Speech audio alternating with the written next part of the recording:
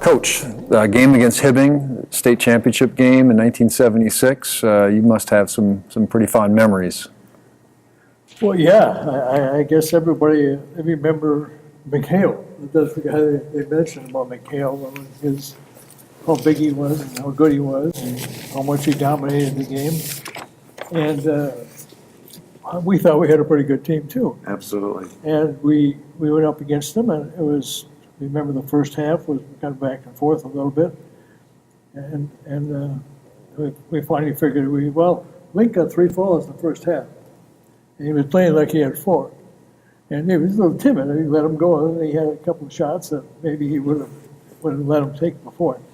So we said at halftime that you only got 3, you only have 4, just play like you normally do. And he came out and just dominated the second half. I think in the middle of the third quarter, Dave Bratland hit would have been a 3-pointer today. Yeah. Put us ahead by 2. And from that point on, and then the press started to take over. Brent Knight ran the whole night, guard, pressing, pushing on 75Z, and Redica had a couple of turnovers, and we got the lead, and kept to 51. Steve, how about you? You're in the middle of all this. I just remember when Dave hit that shot and we finally had the lead. You could just feel the momentum shifting towards us. All of a sudden, I just couldn't miss in the fourth quarter. And I wasn't doing anything different. The ball was just going in. So they kept feeding it to me, which was very nice. Right or Much left appreciated. I think I got 12 assists in the fourth quarter. It's all the laying. But that's our team was during the year too. We'd find the hot hand and keep going to that person. So it was pretty Yeah, fun. Brad Norman had, 5 buckets? Yeah. When Mark Norman ran the length of course, the guy with about a 5-inch vertical pretty much was above the rim, blocked the shots on a breakaway. It was unbelievable. Then Brent Knight dribbling around like he's part of the Globetrotters. Curly Neal. Yeah. Like Curly Neal, without the sliding around, but it's pretty fun. So you hit some left-handed hooks, right? Yeah. That was kind of what you went to. Was that your go-to shot against a player like I never McHale? thought of it as my go-to shot, but then as I look back, I made a lot of those during the season too. Because looking through some old photos and stuff, I never really saw myself shooting right-handed unless it was a tip-in or something. So apparently it was a go-to shot. I didn't realize. So. Did you dunk much? Could you dunk in high school in '76? No. When did that change? It must have been soon after that. Late 70s. 2 or 3 years, I'm not Yeah. sure. Yeah. But yeah, there's no dunking at that time. That would have been a big part of your game had that been That's legal. the fun part, yeah. Yeah. McHale's too. What else did Hibbing have besides McHale? Because that's all we hear about is Kevin McHale, but obviously they had to have more part. Yeah, he was a good basketball He player. was really solid. Yeah, he was like a 6'5", shooting forward, I guess you could call him, and he was a good ball player. They could handle the ball, so they had good ball handlers. They had See, some what's the other depth, type? Was it so they Lee's? could bring guys in and out. They weren't all just McHale. They were a very solid basketball team. I think they, if anybody else that they would have played in the state championship game, I think they probably would have beaten, Prior Lake included, who was undefeated going into the state tournament. So I think they got tired though. That helped, the replacement. yeah. And Yeah. the turnovers. I thought that was the difference when we played Prior Lake too. I thought their big guys slowed down toward the end, and then Sure. Al kind of lit them up at the end there. All right, so first state championship for the school that's 6 years old now. What was that celebration like? Celebrating the school's first title in any sport and going undefeated, which I can relate to. That's a special thing to do, and that is different. Most state championship teams don't go undefeated, so to be a part of that group is pretty special, I think. What do you guys think of winning this first state championship for this school? Well, it definitely was a special thing. I remember when we came back to the school, I mean, the auditorium was full.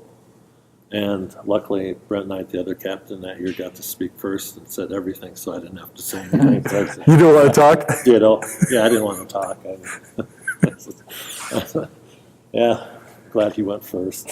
But it was special. It's something we had set out to do, and to actually get there was kind of nice. Al? the other thing about that, Kevin, is the band, and I'm same, I'm sure, for you guys. The band would be here for games, which was so cool, and those kids would just, be playing their hearts out, and it was so cool having that backing. And then there was also, do you remember this, Laney? There was a group that called themselves the Jag Routes. And they were remember like a group of fans, guys that would paint up their faces for games. And so winning it, I mean, it was great for us as teammates and best friends and everything else, but also just to have that community of everybody that associated with Jefferson, because they had been with us through the whole season for every game. And that was kind of cool to have them a part of that as well. The other thing that was really nice was there wasn't 20 other sports going on Friday nights. This place would be full. Yeah, And you know how you get that adrenaline flowing when the Oh, crowd's yeah. with you. yeah. Yeah. That's right, Laney. This Yeah. place would be full every night. Even Tuesday nights were, they weren't packed to the brim, but decent, really good crowds. Today sometimes you get 100 people showing up for a basketball game. Right. How about the bond? Do you think it forms a bond with you guys? You guys will always have this bond together to some degree. Even though you're high school kids and you're teenagers, there's a bond that you guys can always share. Yeah, that's very true. I mean, despite the fact that we're best friends, and even some of the guys Some that, bad. no, Despite. Despite it. some of the guys that maybe we don't see very much anymore, but when we do see each other, like maybe at a high school reunion, or when we did the 30-year thing here a few years back, yeah, you're absolutely right, Kevin. And again, you having won state championships here as well, you know what that's like. I mean, it's just, you'll always have that, and certainly with Mr. Evans. I mean, his name's iconic in my household, so. You have his picture on the wall? We should if we don't. I've been trying to do this, and Jeff and I have talked about it too for years. I mentioned with Kevin that we'd like to find out if we could tap one or two kids from every class we had. What are you doing now? Get a rundown. With the internet and so forth, you could be able to track some people down, pretty much so. But find out what they're doing now, whether they're marrying kids with jobs or whatever it may be, and then just put it together. Yeah. I would definitely like to see that. Yeah. From day one. I'm sure with all the kids that you've coached. One thing, Kevin, I'd like to say, and again, I know that you'll be able to relate since you played for Mr. Evans. I think a large part of the reason that we had the success that we had is that this guy would never panic. I mean, like I said, the Prior Lake game, we had to call timeout. We were down 12-2, and they were scoring layups, and we're throwing the ball in the stands and looking like idiots out there. He calls timeout. He didn't panic, and he just said, "Okay, guys, look, here's what you're doing. Here's what you got to do." And I think that calming effect that Mr. Evans gave us as high school kids that could have easily just panicked out there in front of 15,000 people, I think that was a big reason why we were able to do what we did. Would you agree with that, Laney? Something just popped in my head when you said that. You called me. I remember the South St. Paul game. Well, now that's at halftime. Yeah. You came in at halftime. I've never seen you upset. Never seen him mad You ever. Threw the clipboard. And No, he smashed he it. smashed the In clipboard. half. Kevin, we were playing South St. Paul as a holiday deal. And this was the one time where I think we were the big heads and overconfident. Yeah. And they had no reason to be even on the same floor with us. And it's their place. We were down 11 at halftime. We came into the locker room, and Mr. Evans comes in. He, his little clipboard, back in the day. Yeah. He took that thing and smashed it on it, and that thing broke in half. I went, uh-oh. And he laid into us. And the second half, we outscored him by 22. Went from down 11 to winning by 11. That's the only time, though, that I ever remember seeing you really upset. Yeah, disappointed that you guys are playing related what you're capable of doing, I guess. And you don't like to see your team get beat like that either. Yeah, to a team that didn't even belong on the floor with us. No. Who knew fear would work? We scored 20 in a row. I don't know. It's better. Well, my senior year, we had a game at Armstrong, and we were in the middle of this. We're 14-0 and second in the state at that time, and we came out against Armstrong. They were the bottom of the conference that season, and they jumped on us right away. And we were and Coach Evans calls a quick timeout, gets us in there, and called us a bunch of prima donnas. And then we livened up after that. And in fact, we had another game at Minneapolis Washburn soon after that. And you came into the locker room after watching some of the JV game that was going on. And our JV team wasn't that good, and Washburn's JV team wasn't that good either. But the Washburn JV team was kicking the crap out of our JV team. And so we watched part of the JV game, went in the locker room, we're kind of goofing around, the varsity guys getting ready for our game. And you came in and heard us kind of joking around, and you lit into us, so just enough that got us going. And we jumped on Washburn. We were up 24-4. After the end of the first quarter. They barely crossed the mid-court line because we were fired up because you got into us. But It was that calming influence. Right. But see, that's the thing. The fact that it was rare for Mr. Evans to show that kind of emotion. So it meant told you, something. Whoa, this is serious. that's exactly right. Well, you're not thinking of yourself, you're thinking of the team, what you've been working hard for all year Yeah. long, just piddling away. Yeah, right. So you guys talked about the bond.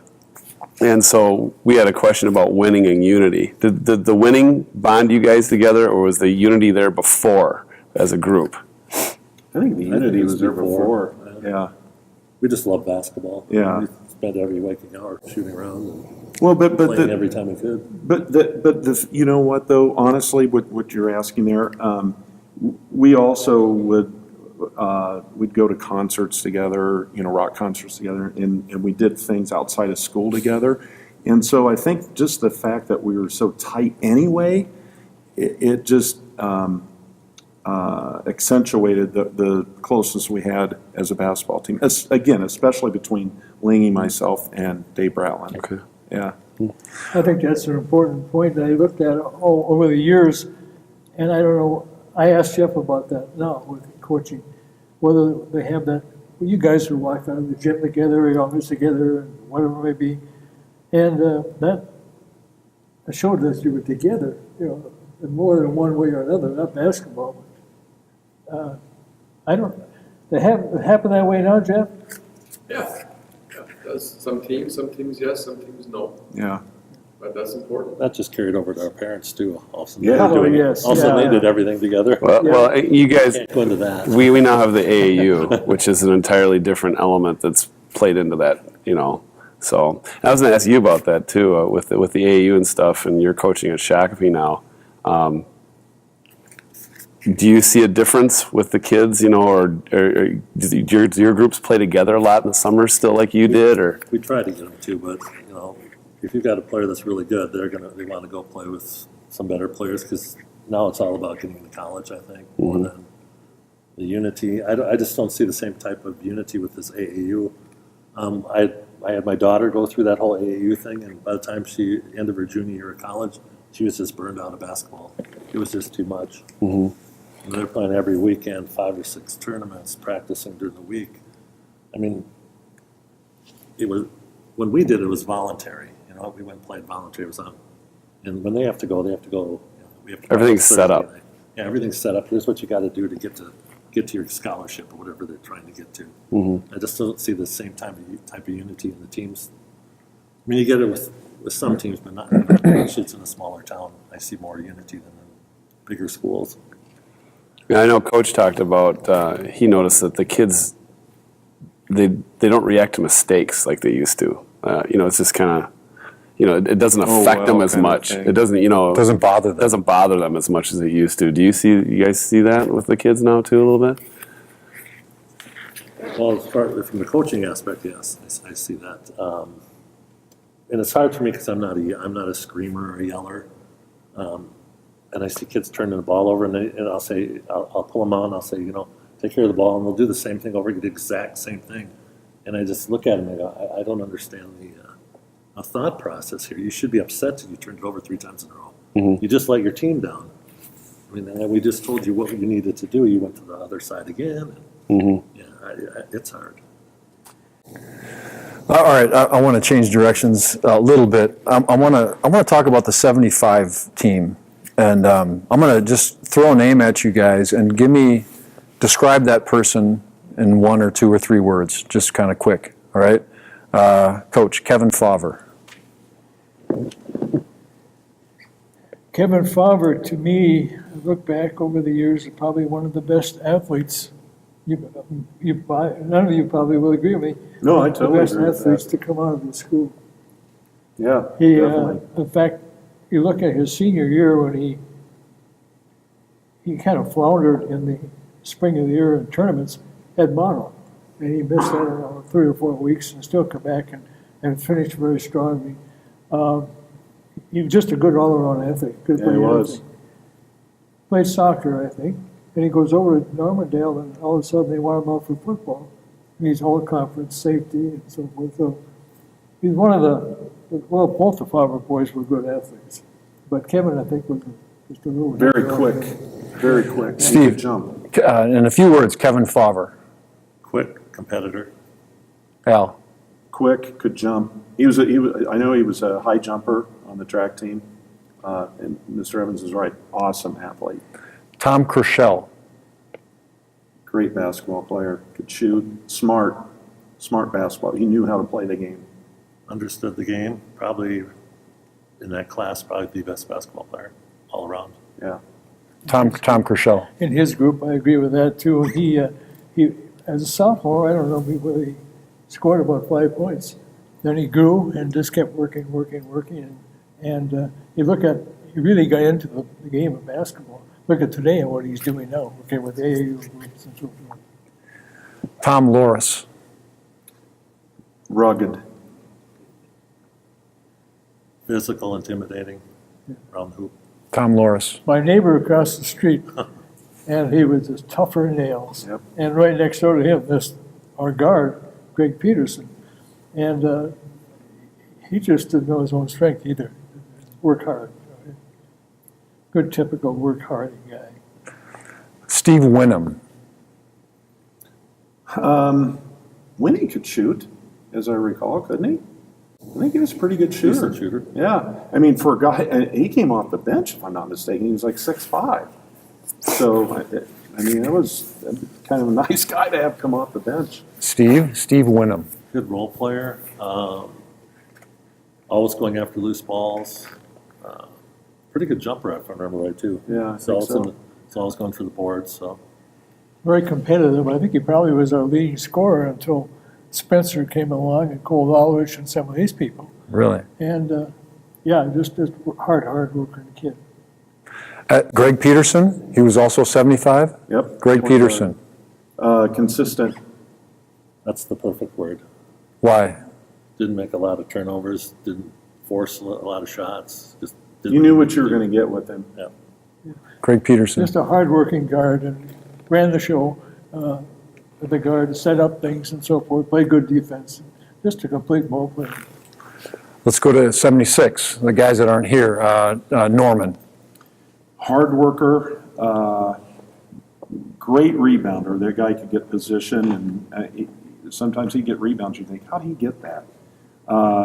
And I think Mark was probably underrated as a shooter, only because we had so many guys who could and would take the shots that he wouldn't.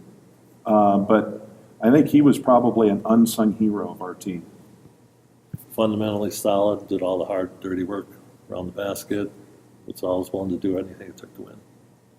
Mark Very Mil- competitive. In fact, the state final game, 5 for 5. And I don't know how many rebounds he got either. I can't quote that right now, but The block it's just shots. complete, and right? And he wasn't that big. I mean, Right. No. Knight. Brad Knight. I mean, the guy was relentless on defense. He never seemed to get tired. I get to go first next time. He could handle the ball like nobody's business. And again, another kid, and Kevin, I would also say probably all of our team could be described this way. That might be why we were able to be successful as we were, unselfish.